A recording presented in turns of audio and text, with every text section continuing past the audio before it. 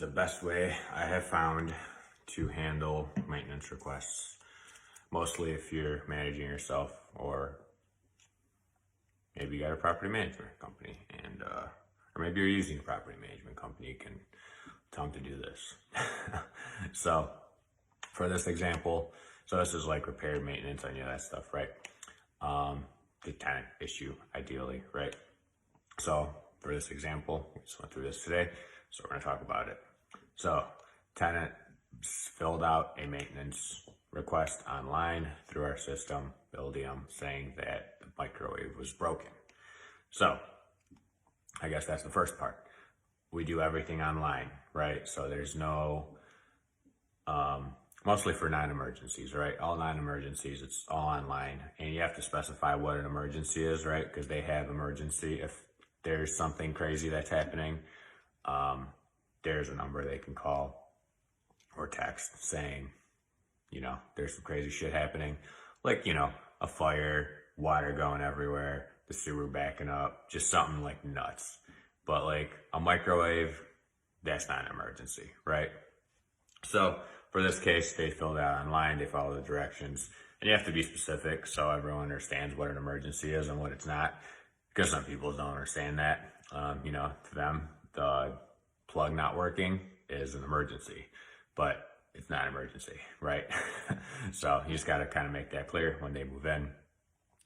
We even give them a list to say like, hey, this is an emergency, call us right away. Or hey, if this is happening, call 911 right away. Don't even call us later. So anyway, back to on topic. So online maintenance request, right? So the maintenance request comes in, and after that maintenance request comes in, someone gets back to them, usually within an hour, as soon as possible, right? Because it's all about customer service. You want to make sure your tenants are happy. So, and there's a script, right? So if this is broken, you check X, Y, and Z before a maintenance person goes out there, because sometimes it's something silly, right?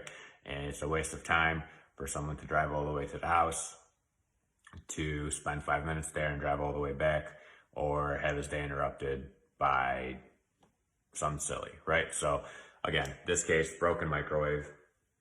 In the description, it said the tenant already tried plugging in the microwave with an extension cord, and the microwave was still working. So we confirmed that the microwave is still working.